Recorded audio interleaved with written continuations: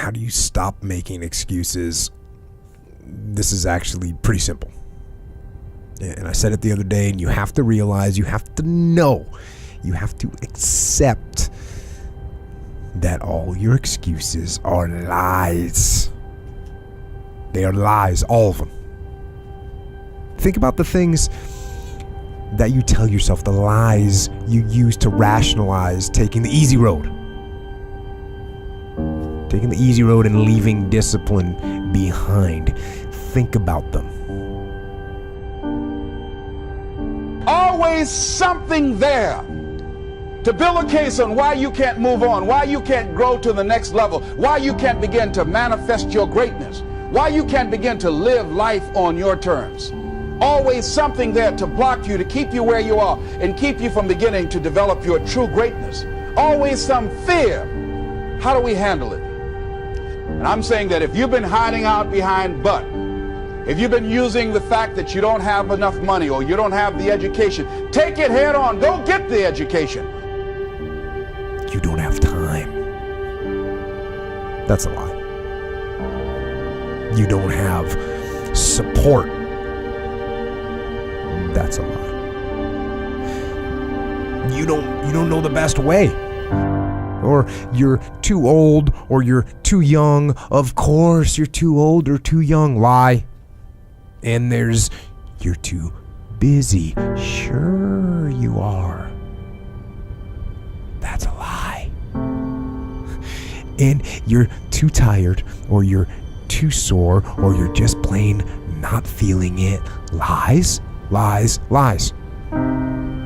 And the list goes on and on and on.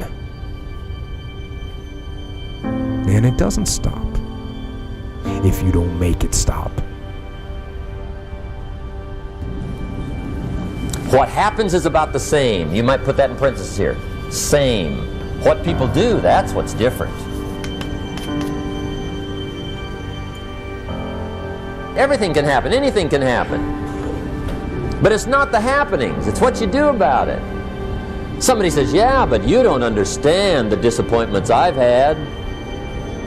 Come on. See, a lot of people pretend that they want more out of life. But all you have to do is watch their actions. People who tell you, oh yeah, one day I want to have a restaurant. See, they're pretending they want to go into business for themselves. They're not serious. How can you tell, Les? Watch their actions. Watch what they're doing. The proof is in the pudding.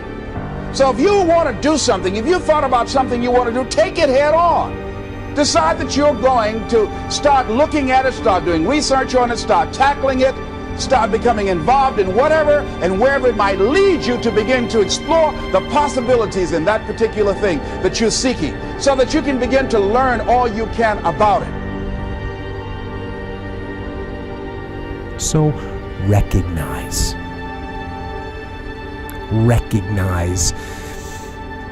the excuses are not valid. They aren't. They're trumped up.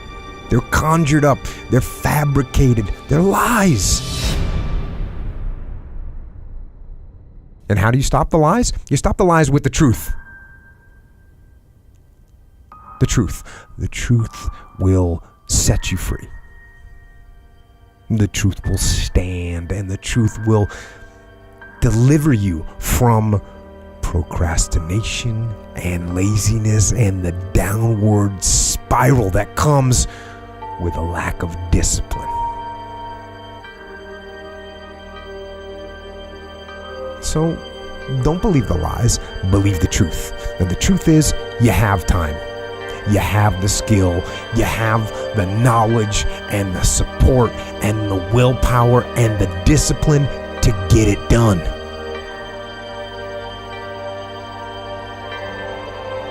So cast out the lies, burn them down, and listen to the truth. Then live the truth and go out and get it done. Decide that you're going to face it, that whatever shortcomings you have, that you're going to strengthen yourself there. Whatever training that's required, that you're going to go get that training, that you're going to get started right now. George Washington Carver would say, do what you can, where you are, with what you have, and never be satisfied. Always strive to be more than that which you are. Yeah, don't get satisfied with yourself.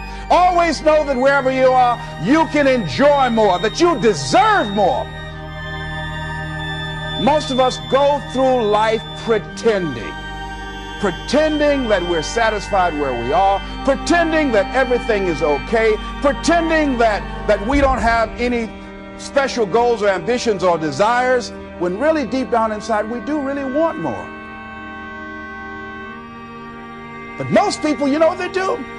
Most people go through life quietly and safely, tiptoeing to an early grave. Find out what it is you want and go after it as if your life depends on it. Why? Because it does.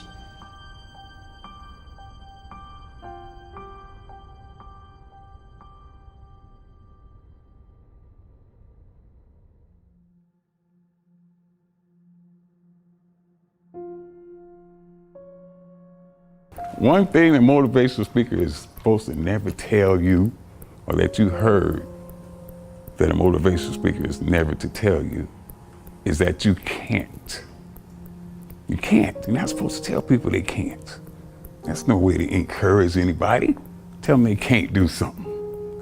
But I will tell you tonight that the most powerful motivational speeches that I have ever heard came from people who told me I couldn't do something. You know why? Because when they told me I couldn't do it, I was bound and determined to show them that I could. Tell me I can't do it. I will prove you wrong. I will show you that you're mistaken. You have chosen the wrong one to tell that they can't do something. Because I believe, and this is real important, I can't will thwart you, will stop you, will slow you down, will turn you around and cause you to move backwards if you let it. But if you have the proper mindset, I can't will do nothing but make you that more determined to get to your goal. People don't want to exude that much passion in which it becomes obsession because they're fearful of their obsessions. Well, if I'm obsessed about this topic, it's going to take away from my family, from my time. It's going to introduce a lot of fear or unknowns to me, so they back off. But I tell people all the time, there is a difference between passion and obsession. And high performers have obsession about the topic, right? They are obsessed about the topic in which they're trying to learn, master, grow into. And so that obsession is real. And I tell people the difference, here's how you know the difference between the two. When you're passionate, everybody cheers you on. They're stoked for you. Oh, you found your passion? Awesome. Follow your passion. Live with passion. Be passionate. When you're obsessed, they're like, why you gotta be so crazy? Why can't you be satisfied? Why do you always gotta get things so perfect? Why do you spend so much time here? When you're obsessed, people think you're nuts. So it's different. And it's like, I always tell people, if no one thinks you're crazy, you're not yet operating to the outer limits of your potential. You're not there yet.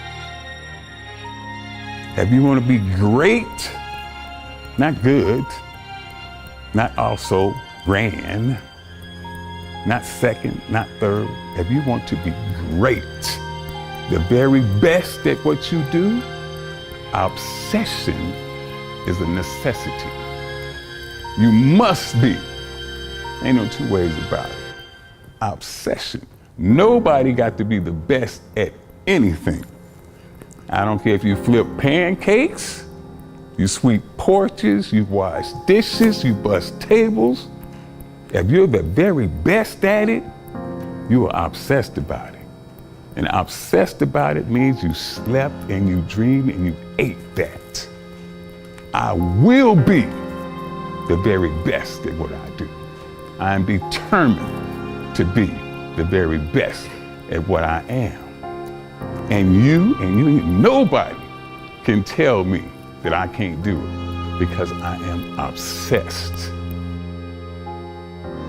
Somebody in your life should say, man, you really care about this in like a crazy way. And when you get there, you know you found your thing. And not everybody finds that. Question the impossible.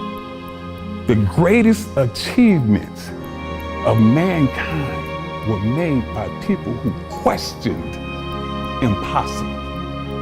The Wright brothers. Oh, you can't fly, there's no way. If we're supposed to fly, we'd be born with wings. Christopher Columbus. The world is flat, Chris, the world is flat. And at that time, it was accepted by everyone to be true. Question what people call impossible. 4 minute mile was the limit. No way possible. Okay, what color you know what possible? You're gonna run a mile in under 4 minutes. It just can't be done. Roger Bannister said, I think I can do it. I think I can do it. And he went out there and he proceeded to do just that. Not me, not I. You have chosen the wrong one to tell something like that to. I will show you what I can do. I will show you, I will turn your I can't, I will never, I won't, it's impossible. I will turn it around and I will show you that I can do anything. Anything. That is my message to you. Let the I can't fuel your fire. One of the things you gotta understand, my friend, is that you're supposed to fail. You're supposed to fail, because failure is the stepping stone to success. It's not just cliche. Failure is an experience that lends to wisdom that ultimately makes you a stronger version of yourself. Like, until I make my dreams become a reality, I'm not quitting. I don't care how much money I have to invest. I'm gonna continue to do this until I become successful. All right, I've got a rule called the show up rule, all right? Somebody said you can pretend that you care, but you can't pretend that you're there. The only way you can be there is to show up.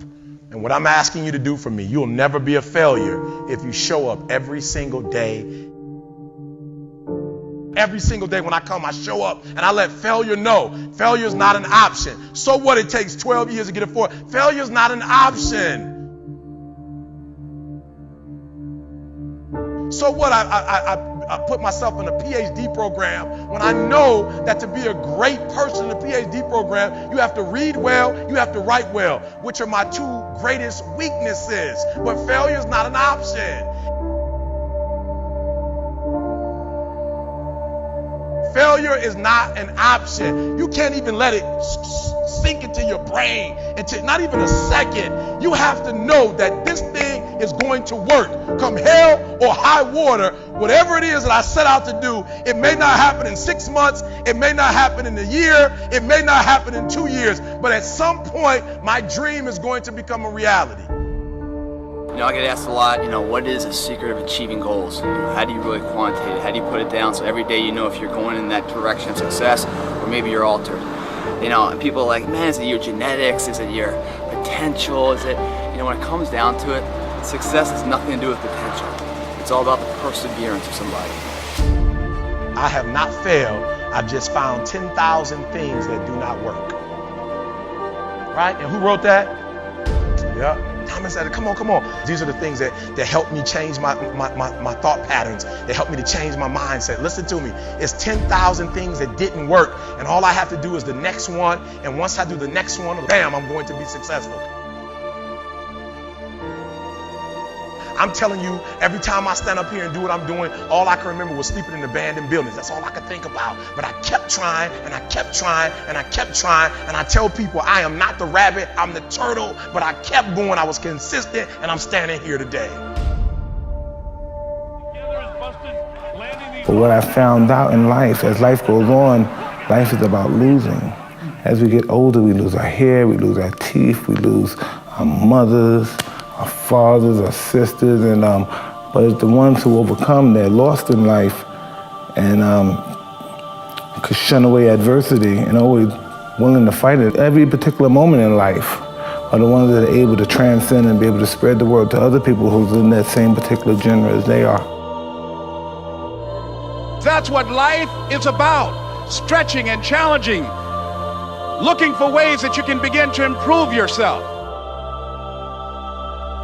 You could turn anything in life into something if you just keep showing up.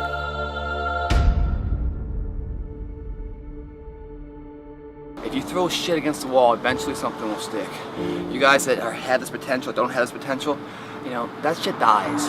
What continues to last forever is a perseverance to always show up. That's what champions do. Every single champion is the same as every ordinary person.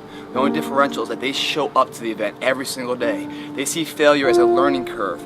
They welcome failure. You learn more from failure than you ever will from success. So showing up and getting knocked on your ass, finding intestinal fortitude, stand back up and face that endeavor is going to be the overriding factor that makes a difference. Everything you do to the best of your ability. It doesn't matter what you're doing, it's the fact that you're doing it, so therefore it means something to you. It doesn't matter what you're born with, it doesn't matter your potential, how much, the silver spoon of money you have, all of that can be attained if you show up and you're willing to risk failure for success.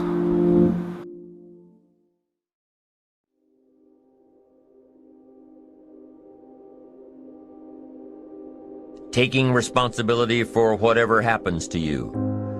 Knowing that you have consciously made the decisions that are now affecting you. Knowing that what is happening now, today, is the direct result of your activity, what you did yesterday. Self-reliance means counting on yourself, trusting yourself, being confident with yourself, being responsible to yourself, trusting your own instincts. Trusting the conclusions that you have developed from your study of experiences and philosophies, taking the credit that is due you, learning from the mistakes that you have made. We hold on to this story that we kind of fabricate, we build in our lives that, about certain things, and that story is basically an excuse and a reason about why certain things didn't happen, why you weren't able to accomplish or do this. And maybe your story or your BS is I didn't have the time, or I didn't have the money, or there was traffic, or this happened to me because of this person, my boss, my family member, my parents, my brother, my sister, the country, the economy, etc. Right? We have these things, these external things that we blame, and these excuses and reasons that we have. It don't matter whose fault it is that something is broken if it's your responsibility to fix it. For example, it's not somebody's fault if their father was an abusive alcoholic, but it's for damn sure their responsibility to figure out how they're going to deal with those traumas and try to make a life out of it. Some people tend to blame others for their mistakes, blame others for their failures. Now what happens is every time that you do that, every time that you blame or you have an excuse or you BS yourself or have a story, you're giving away your power. You're basically giving away your power, and you have no ability to change what your current circumstance is. You have no power to change your life because you're putting it on something outside of yourself that you have no control over, right? You have no control of the external world in any way, right? You have influence at best, but you have 100% control over yourself, over your own mind, your own thoughts, your own actions, your own behaviors in your life. You have full control over that. You might be influenced by the outside world, but you're ultimately the person that decides everything in your life. As long as we're pointing the finger and stuck in whose fault something is, we're jammed and trapped into victim mode. When you're in victim mode, you are stuck in suffering. Road to power is in taking responsibility. Your heart, your life, your happiness is your responsibility and your responsibility alone. Now, my approach to my better future very early on in my career was to just go through the day with my fingers crossed. And I used to say something like, I sure hope things will change for the better. Then here's what I found out. They're not going to change. Somebody says, well then, how will my life ever change? Answer, when you change. When you change, when you get better, it'll get better. If you change, it'll all change. Don't put it on someone else. Hope that someone else will change it for you. Take responsibility for yourself. Take personal responsibility.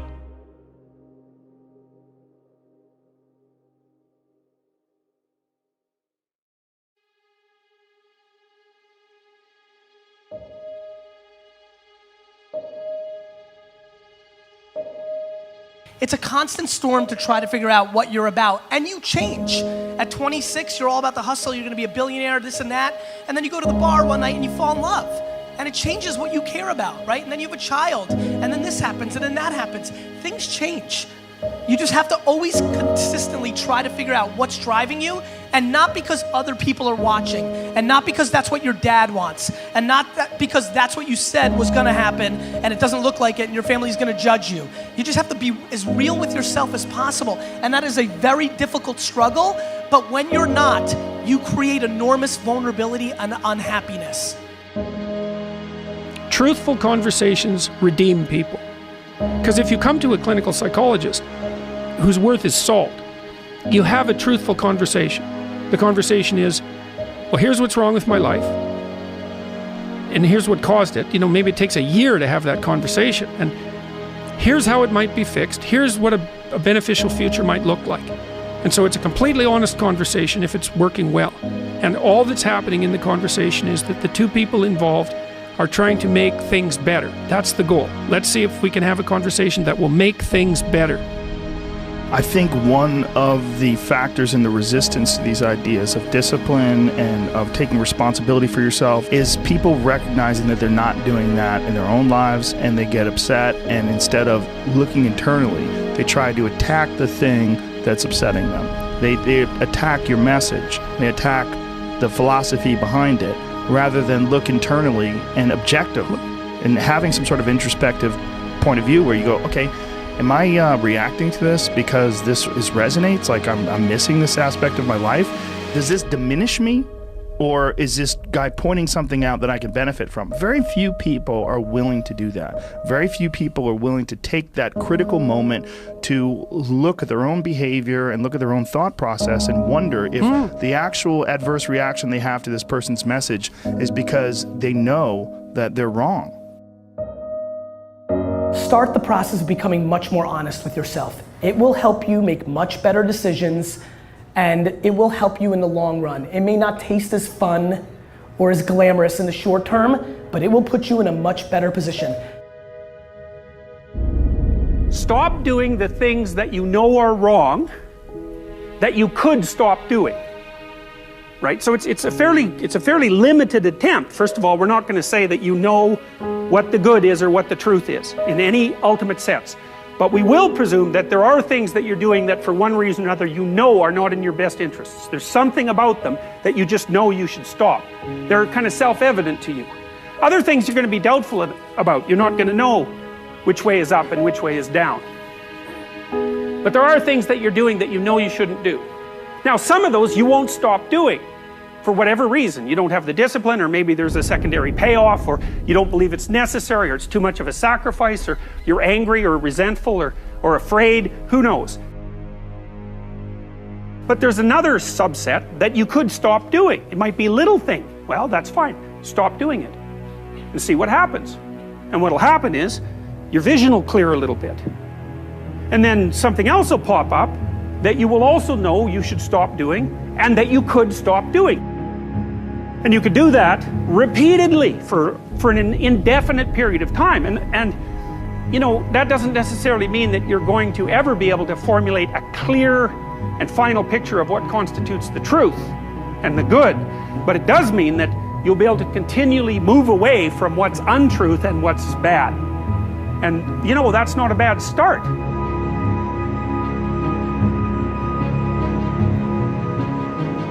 Discipline, it does start with waking up early. It really does.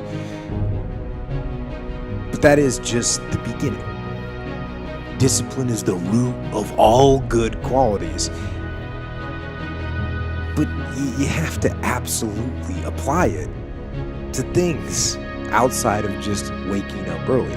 It's everything. It's working out every day, making yourself stronger and faster and more flexible and healthier. It's about disciplining your emotions so you can make good decisions. It's about doing the tasks that you don't necessarily want to do, but that you know will help you. And that's what discipline is. Discipline means taking the hard road, the uphill road, to do what's right.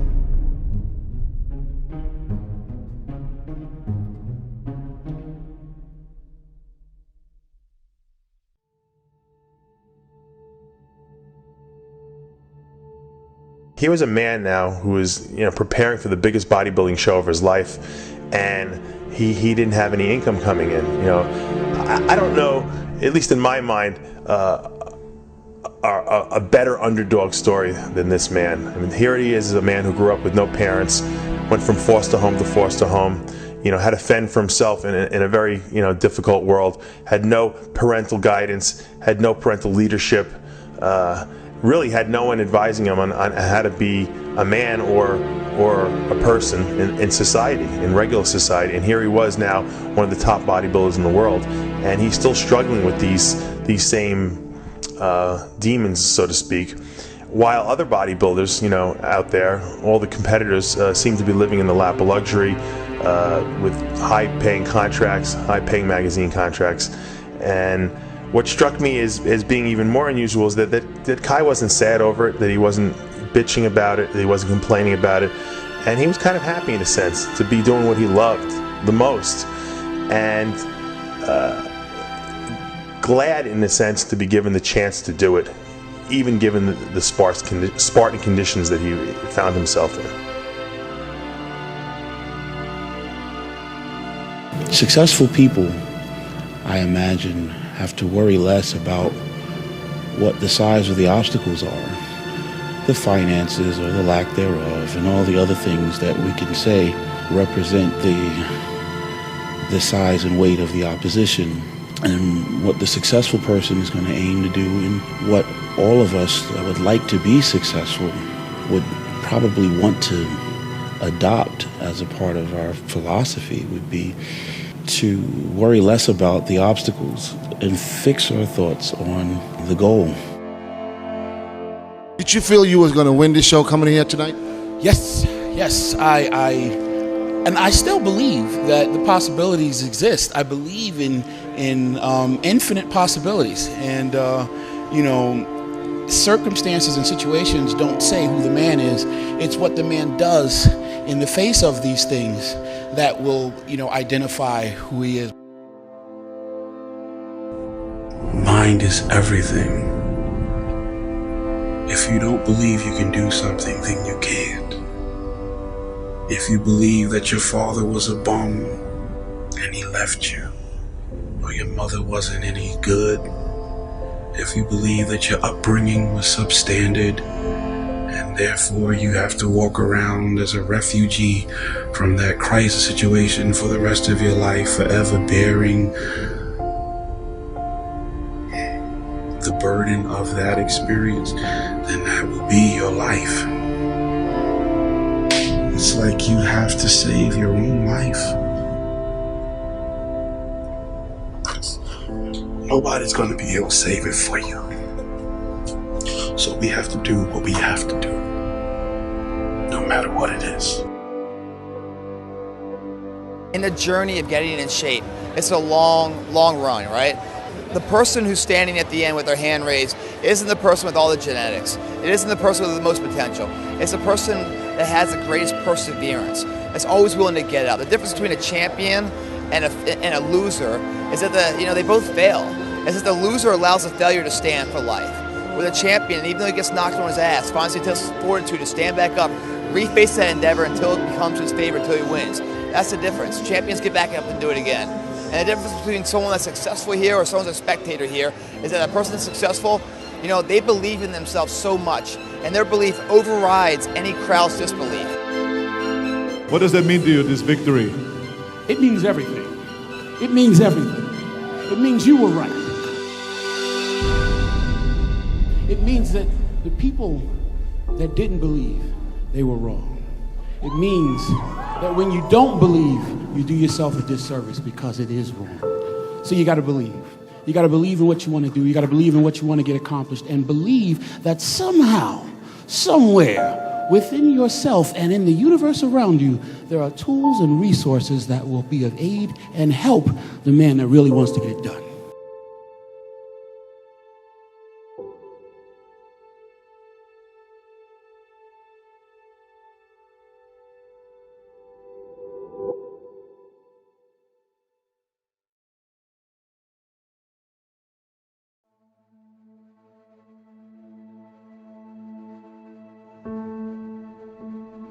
Be clear in your mind in what you intend to achieve.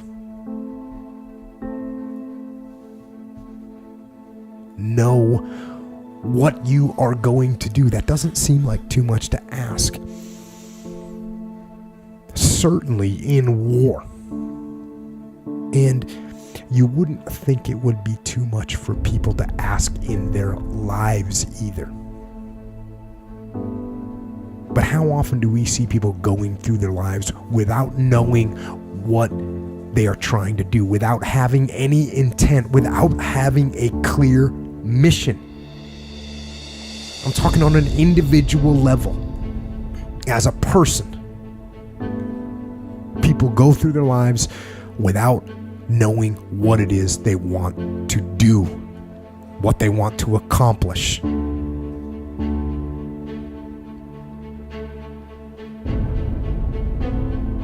So, know what your mission is. Know what your intent, as the commander of your life, know what your intent is, and then fight with everything you've got to win. Don't let nobody turn you around. That's real. Because that's why most people don't act on their dreams and ideas. That's why most people, when I'm talking with kids that are in institutions, and I said, what happened? Why did you give up working hard and making good grades? Well, they started teasing me. And they allowed that peer pressure to cause them to scale down their dreams and their ambitions. They started following the crowd. That's why many people don't do the things they want to do, because he doesn't have the guts or the boldness to stand up in life and say, I'm going to live my dream. I'm going to commit myself to live out what's in me. I heard Dr. Johnny Youngblood say, I must live what's in me. I said, why do you do this? He said, I got to do it. I got to do it. And I'm saying, find something in your life that you say, hey, it might not work out, but I got to do this. Why? Hey, it's the one thing I love. It's my peace. It's my thing. You don't need anybody to approve you. You don't need anybody to say, go ahead on and do it. If you get that, that's fantastic. If you get that encouragement, that's great. But I say stand up within yourself boldly and say, this is my life. I'm controlling my destiny.